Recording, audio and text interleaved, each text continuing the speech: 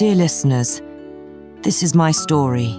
I still remember the exact moment I fell in love with the world. I was 8 years old, sitting on my mother's porch in Portland, Oregon. The sky was that soft Pacific gray, and a red-tailed hawk landed on the tree behind our apartment. I had this tiny plastic camera my mom had found at a garage sale. I pointed it, clicked the shutter, and the hawk flew away, right as I took the picture. It was blurry, off-center, but to me, it was magic. That was the moment I knew I wanted to capture the world before it slipped away. My name is Elena Moore. I'm 32, and I'm a wildlife photographer, or at least I used to be. Hazel eyes, long chestnut brown hair that's always tangled from the wind. I've never been the kind of woman who wears makeup or curls her hair. I prefer boots over heels, and I own more cargo pants than dresses. My mother raised me alone. She worked double shifts at a roadside diner and never once complained when I dragged her out to photograph moss or squirrels in the park. She'd just smile and say, "Go chase your creatures, baby." I got a scholarship to study environmental journalism, and after that, I worked every odd job imaginable editing wedding albums, doing catalog shoots for garden centers until one of my wildlife photos went viral online. It was a shot of 2 raccoons sharing a piece of bread in a rainy alley. Cute, but raw. It landed me a freelance offer from a nature magazine. That was the start. 1 foot in the door. By my late 20s, I was traveling full-time Canada, Costa Rica, the plains of Montana, always chasing storms, birds, and the wild moments in between. The kind of life you dream of when you're young and fearless. But it wasn't glamorous. Most nights, I slept in tents, ate instant noodles, missed birthdays and weddings. I had no permanent address. My social media was the only thing that looked polished. Behind the screen, it was mud, bug bites, and lonely silence. Still, I was happy. I started submitting pieces to bigger publications, Audubon, Nat Geo, BBC Earth. Some were rejected. A few got published. Slowly, I was building a name. Then, in 2019, I got accepted into a special mentorship program in Chicago. Week-long workshop with some of the top names in nature storytelling. I remember walking into that convention center, carrying a borrowed laptop, nervous as hell, and bumping into a man holding 2 iced coffees and a leather laptop bag. He laughed as he wiped coffee off his shirt. "Guess I needed a splash of personality anyway," he joked. That was the first time I met Carter Hayes. He wasn't a photographer. He worked in tech marketing and branding for startups. Slick, sharp-dressed, confident. The kind of guy who always seemed to be walking towards something important. He said he found wildlife photography fascinating in a poetic way. I told him I found tech marketing soulless in a capitalistic way. He laughed so hard I thought he'd choke. We had nothing in common, but we kept running into each other between sessions. At the coffee bar, in the main lecture hall, at the closing dinner, we sat beside each other, and by the end of the week, he asked if I'd like to get drinks back in Portland. Said he had clients there often. I said yes, but didn't expect him to call. But he did. The first few months with Carter felt like breathing in warm sunlight after years in the cold. He wasn't like the people in my world. He didn't smell like moss or campfire smoke.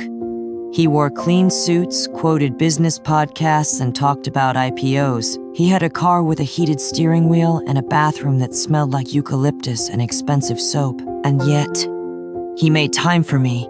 He asked thoughtful questions. He said he admired how unafraid I was to live outside the system. He joked that I was the wild raccoon in his well-groomed life. I told myself it was okay that he didn't understand the thrill of capturing an osprey mid-flight, that he flinched at bugs and never hiked further than a winery trail. He was kind, supportive. He showed up, and when he kissed me, I felt this strange combination of security and surprise. Like maybe, just maybe, love didn't have to come from someone who shared your world, just someone who respected it. We started dating casually. He'd fly in for work, and I'd meet him at indie cafes in Portland. He sent me flowers, once wildflowers. Said they reminded him of me. The fourth time we met up, he kissed my wrist and said, "You know, if you ever wanted to shoot landscapes around San Francisco, my guest room is wide open." A month later, he asked if we were serious. 2 months later, I was looking at one-bedroom apartments in his neighborhood. We did the long-distance thing for a year. I'd visit San Francisco between assignments. He flew up to Oregon when he could. He even joined me on a shoot once, and the Cascades lasted about 45 minutes before complaining about mosquitoes and asking where the trail mix was. But he tried, and I thought that meant everything. He'd call me every night while I was on the road. Sometimes we'd talk about future trips, sometimes just what we were watching on Netflix. He once said, "I don't care where you are, Elena, as long as you pick up when I call." I sent him postcards from every new location, pressed flowers between the pages of my travel journal for him. I remember one message I scribbled on the back of a bird sanctuary flyer. "My body's in Montana, but my heart's curled up in your bed." I wanted to believe we were building something steady, something worth slowing down for. But eventually, it became clear. He didn't want to do long distance anymore. He never said it harshly. He never made demands. He just started sending me Zillow listings for cute houses in San Francisco. He'd forward local job posts with little winking emojis. Once he said, "Imagine coming home to the same bed every night. Together." I smiled, but deep down, I knew what that meant. Still, I thought this is what love looks like, right? Compromise? Choosing each other over everything else? I told my editor I was scaling back. I packed up my field gear, and I moved. San Francisco was beautiful. Golden light on the hills, streetcars rumbling through old neighborhoods, farmers markets with fresh sourdough and stone fruits. I tried to love it, tried to call it home, but something felt off. I didn't belong in corporate coffee shops or rooftop networking events. I missed the smell of pine needles. I missed sleeping under stars and waking up to silence. Most of all, I missed the version of myself who lived for those things. Carter, though he flourished here, his career took off. He started mentoring startup founders, giving keynotes, being featured in online business journals. He introduced me to everyone as Elena, the photographer. Not wildlife, not documentary, just vague and polite. He'd say, "You don't really have to work right now, right? Take a break. Enjoy life." At first, I tried. I learned to cook more, took walks around the city, submitted some work to local art shows. But inside, I felt like a bird with clipped wings. I was grounded, not by love, but by expectation. Then, one Tuesday afternoon, while sipping tea on our balcony, I got an email from National Geographic. Read it again. They wanted me, a full-time position on an upcoming international expedition, 2 years, covering 6 countries across Asia and Africa. My dream. I didn't scream. I didn't even move. I just stared out at the fog rolling over the hills, a lump rising in my throat. It was everything I had worked for, and I wasn't sure if I could say yes. That night, I told Carter. I waited until after dinner. He was pouring wine, laughing about a pitch meeting he'd nailed. I said softly, "I got an offer today, from National Geographic." He stopped mid-pour. "Seriously?" he asked. I nodded. "It's the expedition?" he said, almost flatly. 6 countries, 2 years. I whispered. "It's everything I dreamed of." He was silent for a few seconds too long. Then came the smile, the kind that doesn't reach the eyes. "That's amazing, babe. But 2 years? I felt my stomach sink. We could make it work. Could we? He interrupted. We finally built something stable here, Elena. You just got settled. I haven't gotten settled. I've gotten stuck, I said before I could stop myself. His expression hardened. You said you wanted a life together. You chose this. Us. I stared at him, and he added, I just didn't think you'd still want to run off into the wild when things are finally good here. The words hit me like cold water. I excused myself, went into the bedroom, and sat on the edge of the bed. My hand trembled as I reached for my laptop. The email was still open. I stared at the reply button for almost 10 minutes. Then I closed the lid. That night, I told them no. No to the dream. No to the girl who packed her heart into camera bags and followed the sun. No to who I used to be. I stayed. For him, I didn't cry when I sent the email. Not right away. I closed my laptop, walked into the kitchen, and made Carter a cup of tea like everything was fine. He kissed my forehead and said, You made the right call. That night, I lay beside him, staring at the ceiling, wondering who I had become. The next morning, I deleted the email thread from my inbox just so I wouldn't be tempted to reread it. I told myself love was worth sacrifice, that settling down didn't mean giving up, that maybe I was just growing up. But the truth was quieter, darker.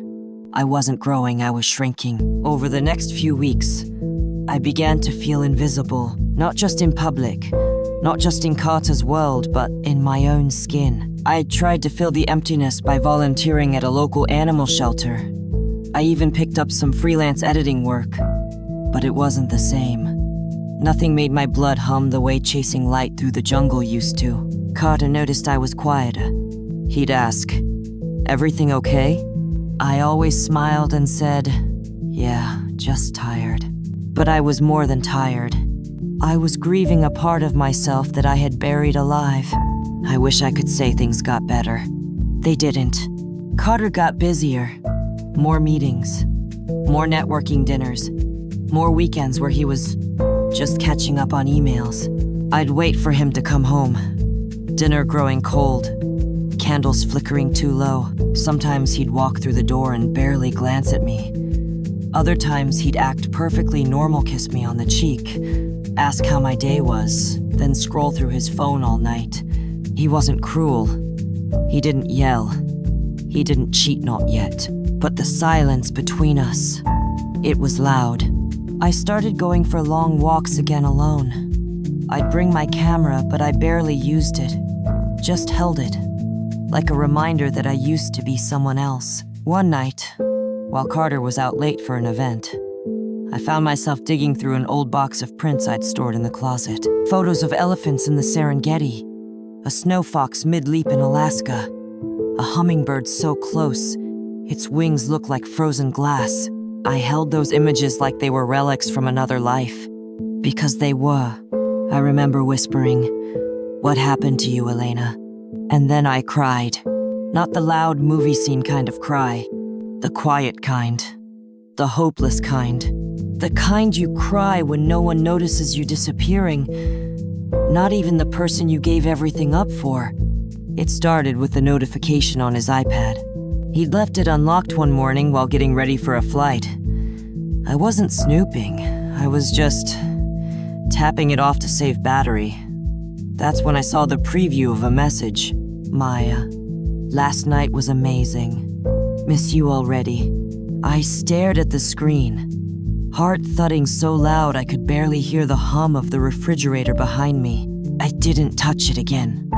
I just sat there. Who was Maya? I scrolled through his call log when he left. Her name showed up often. Late calls. Long ones. I confronted him that evening quietly. I asked, Who's Maya? He blinked, then said with that too steady voice, She's just someone from the conference circuit, a colleague. Are you sleeping with her? I asked. He didn't answer. He didn't deny it. He didn't apologize. He just sighed and said, Elena, I didn't mean for this to happen. Maya gets it.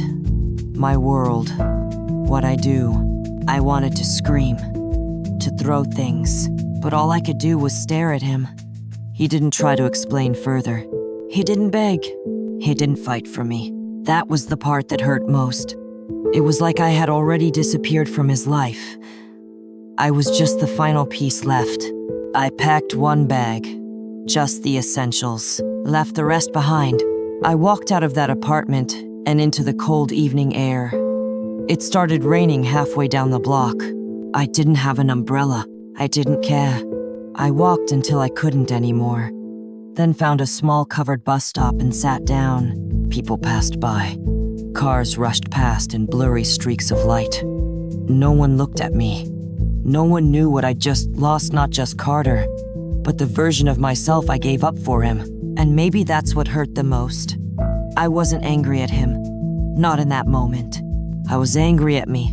For all the times I said yes when I wanted to say no. For trading in my compass for someone else's roadmap. For shrinking myself to fit in his frame. The rain was cold. My jeans were soaked. My shoes were squishy. I sat there for over an hour. At one point, an old woman sat next to me. She didn't say anything, just looked at me, gently patted my shoulder once, and then left when her bus came. That was the kindest thing anyone did for me that week. Eventually, I stood up, called my mother.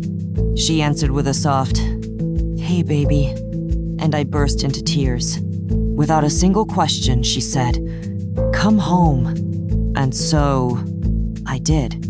Coming home didn't feel like defeat. It felt like rescue. My mother met me at the bus station with a warm coat, a thermos of tea, and her soft eyes that always knew what I wasn't saying. I moved back into my childhood bedroom, the same one, with peeling posters of Jane Goodall and mountains I swore I'd someday climb. I slept for almost 2 days straight, and when I woke up, she had already dug out my old camera gear and placed it neatly on my desk. No speeches. No, "I told you so." Just love. Over the next few months, I started photographing again. Small things at first. A fox in the neighbor's yard. Kids playing in puddles. A mourning dove nesting on a lamppost. I wasn't on assignment. I wasn't being paid. But I was seeing the world again. Eventually, I applied for a position with a small regional magazine. Not as glamorous as Nat Geo, but I was ready. Last fall, one of my shots, a lone fox staring straight into the lens. Snow clinging to its whiskers won a quiet little award. Nothing huge, but it made me cry. Because it reminded me, I'm still the girl who chased the hawk. The woman who sees beauty in silence. And though I lost something in San Francisco, I gained myself back in Portland. Sometimes I wonder what Carter's doing. Not often. I wonder if he thinks of me when the rain hits the glass, or when a bird lands on his balcony. I wonder if Maya still gets him. But I don't miss him. I miss who I was when I believed he did. Now, when I press my eye to the camera, I'm not trying to prove anything. I'm just trying to honor what I almost gave away for good. To anyone listening, don't wait for someone to love the wild in you. Love it first, and never trade your dream for someone who treats it like background noise. Elena's story is one many of us carry in different shapes. A love we clung to so tightly, we didn't notice we were letting go of ourselves. So here's the truth. Real love should expand you, not contain you. It should water your dreams, not dry them out for its own comfort. To Elena and to anyone who's ever chosen someone over themselves, it's not too late to come home. Not to a place, but to you. If you were in Elena's shoes, would you have made the same choice? Have you ever sacrificed a dream for love and regretted it? Would you forgive? Would you try again? Or would you walk away like Elena did? How did her letter make you feel? Let us know in the comments. We're listening. And remember, whatever storm you've been through, you are never alone here.